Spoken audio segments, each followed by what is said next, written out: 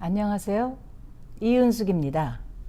오늘은 청년들이 이끌어간 독립운동 역사 제2편 한일 강제병합 전후 해외 독립운동에 관련해서 말씀드리겠습니다.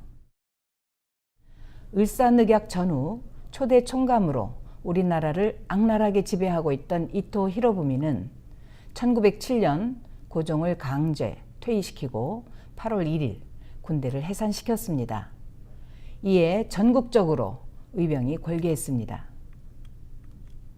남대문 시가전에서 안중근은 군인들을 지휘하고 안창호는 일본 군인 총에 맞아 부상으로 쓰러지는 젊은이들을 제중원으로 호송하기에 바빴습니다.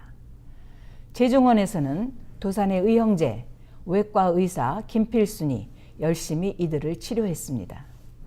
부상병을 달구지에 실어 나르면서 이들을 간호한 여인들은 김필순의 여동생과 조카들입니다. 즉 김순애, 김필예, 김마리아 등입니다. 도산 안창호는 이때 적십자 구호 활동의 중요성을 절감했습니다. 도산은 시가전에서 적에게 노출된 안중근이 위험하다고 판단했습니다. 그래서 망명을 권유했습니다. 도산은 안중근에게 신안촌에서 공립협회 지방회를 구축하고 있는 이강을 소개했습니다. 연해주로 가게 되면 이강을 만나게. 안중근은 뒷일을 도산에게 부탁하고 강원도와 함경북도를 거쳐 의병들을 모아 일본에 항전하면서 두만강을 건너 연해주로 망명했습니다.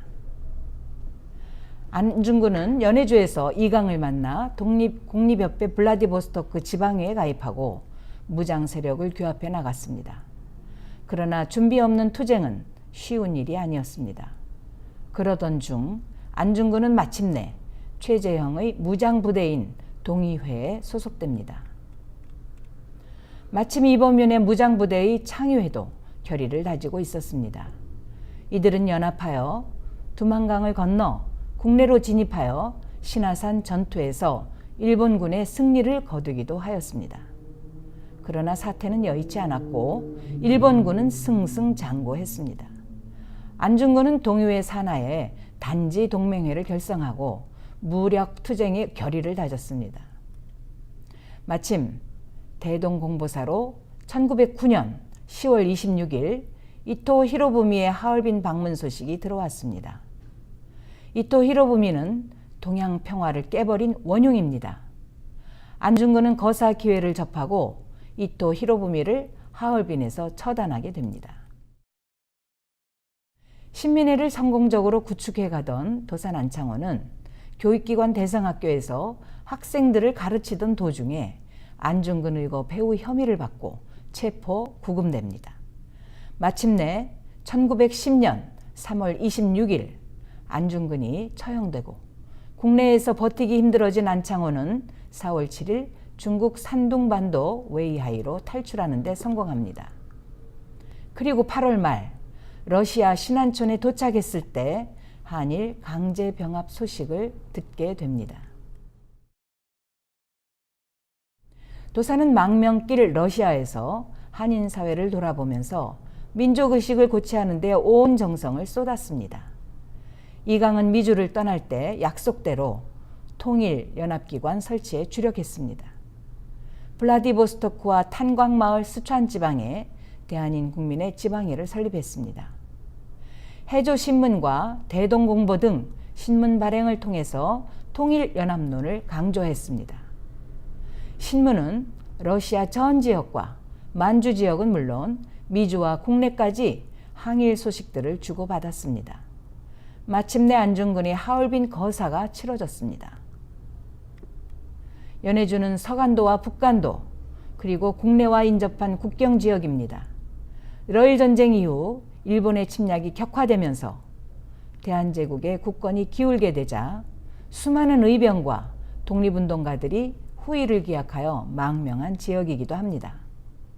이들은 애국 계몽운동과 의병 활동을 활발히 전개해 왔습니다. 1908년 최재형의 동의회와 이범윤의 창의회가 연합하여 의병부대를 이끌고 국내 진공작전을 펼쳤습니다. 1910년 5월에는 유인석, 홍범도, 이상설 등이 13도 의군을 결성하였는데 이동영, 이동휘, 박은식, 정순만 등이 참여하였고 도총 소위원회 국내 대표는 안창호와 이갑이 선임되기도 하였습니다. 그러나 13도 의군은 본격적인 활동을 전개하기 전에 한일 강제병합과 러시아 당국의 일본 눈치 보기로 성과를 내지 못하였습니다.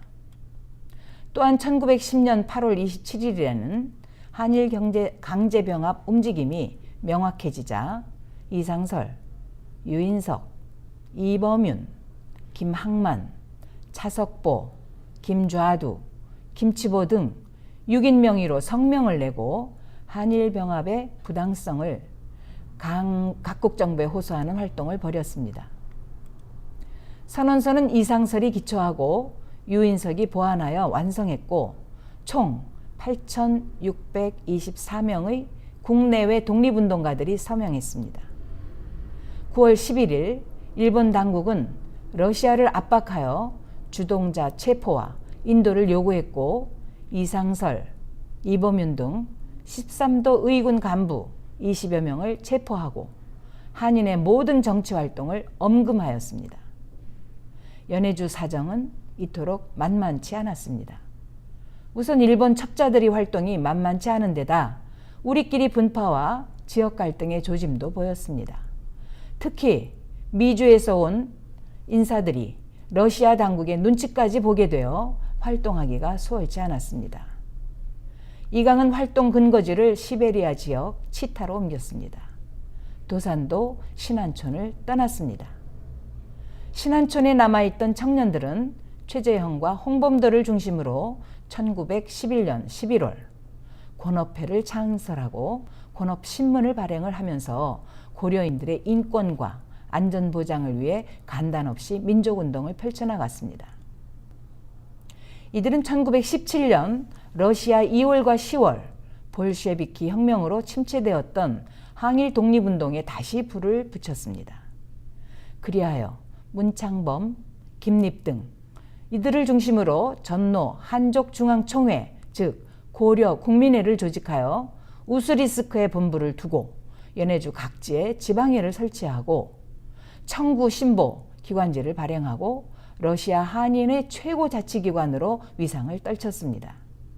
전노 한족 총회는 1919년 2월 대한국민의회로 확대 개편되었다가 3월 21일 노령 임시정부를 수립했습니다.